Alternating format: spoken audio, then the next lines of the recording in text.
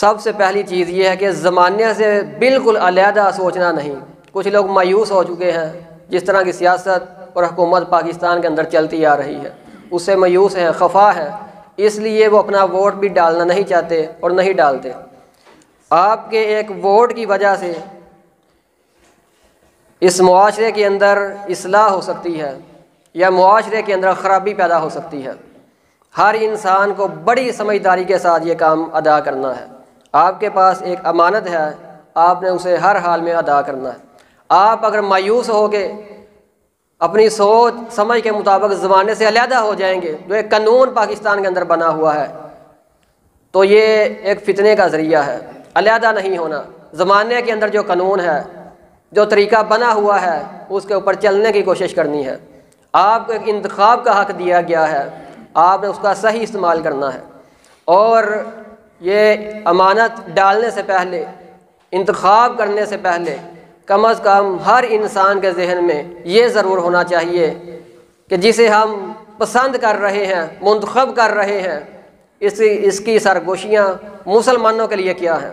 ये छोटी सोच जो इंसान के जहन में बैठी हुई है कि फ़लाँ मेरे घर आ गया, फ़लाँ ने मेरी सड़क बना दी, गली बना दी, इसलिए मैं वोट उसे दूंगा, फ़लाँ मेरी खुशी में आ गया, मेरी शादी में आ गया, मेरी गमी में आ गया, मेरा वोट तो उसका बड़े सालों से चलता आ रहा है। सोच को बड़ा करें। जिसे आप पसंद कर रहे हैं उसकी खिदमत इस्लाम के लिए क्या है। जब वो इस्लाम असम्बलियों के अंदर गया, उसने मज़लूम फ़लस्तीनियों के लिए कितनी आवाज़ उठाई है। कश्मीर के ऊपर जुल्म हो रहे हैं। इन सर्दी के दिनों के अंदर फ़लस्तीन पे छोटे छोटे बच्चे और मज़लूम औरतें जिनके घरों पे बमबारी की जा रही है, रहने के लिए कोई ठिकाना नहीं उनके पास, जिन्हें हम पसंद कर रहे हैं, वोट डाल रहे हैं, उसने आज तक उनके लिए कितनी आवाज़ उठाई है, कितनी जद्दोजहद की है, कितनी कोशिश की है। हर इंसान ने सोचना है, समझना है, सोच को बड़ा करना है कि इसने मुफाद प्रस्ती वाली सियासत छोड़ के जब लोगों को पीछे लगाया हुआ है, मैंने सड़क बना दी, गली बना दी, ये एमपी है, मैंने इन लोगों का काम ही नहीं, इनका काम सिर्फ कानून साजी है।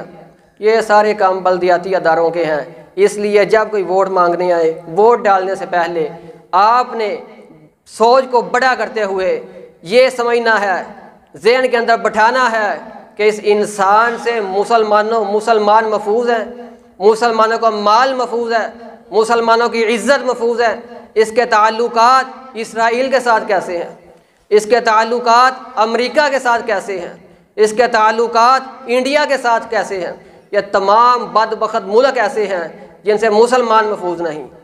अगर तो वो बंदा इनके साथ ताल्लुकात, दिली ताल्लुकात नहीं, कोई बड़ा लगाव नहीं, बड़ी मोहब्बत नहीं, इनके सामने डटा हुआ है, इनके सामने खड़ा हुआ है, तमाम ताकतों के सामने जब किसी मुसलमान के ऊपर जुल्म किया जाता है, मुसलमानों के लिए आवाज़ उठाता है, आज़ाद ख्याल है, आज़ाद खारजा पॉलिसी की बात करता है, किसी के मातहत रह के हुकूमत नहीं करना चाहता। आप जिस इंसान के मुतल्लक ये गुमान करते हैं कि ये इंसान ऐसा है, ये मुसलमानों के लिए लड़ेगा, मुसलमानों के लिए आवाज़ उठाएगा, मुसलमानों की इज़्ज़त की हिफाजत करेगा, माल की हिफाजत करेगा। फ़लस्तीन के अंदर लोग पाकिस्तान की फ़ौज को पुकार रहे हैं, ये अपनी हुकूमत के अंदर मुसलमानों का तहफ़्फ़ुज़ करेगा, तो आप उसे वोट डालें। वोट कोई छोटी अमानत नहीं। आपके एक वोट की वजह से मुआशरे के अंदर इस्लाह या ख़राबी का ज़रिया बन सकता है। इसलिए बड़ी फुकाहत के साथ, बड़ी समझदारी के साथ, सोच को बड़ा करते हुए अगर किसी का वोट किसी गलत इंसान के हक़ में चला गया, तो जिन मुसलमानों के ऊपर जुल्म हो रहा है वो भी एक दिन इससे हिसाब मांगेंगे।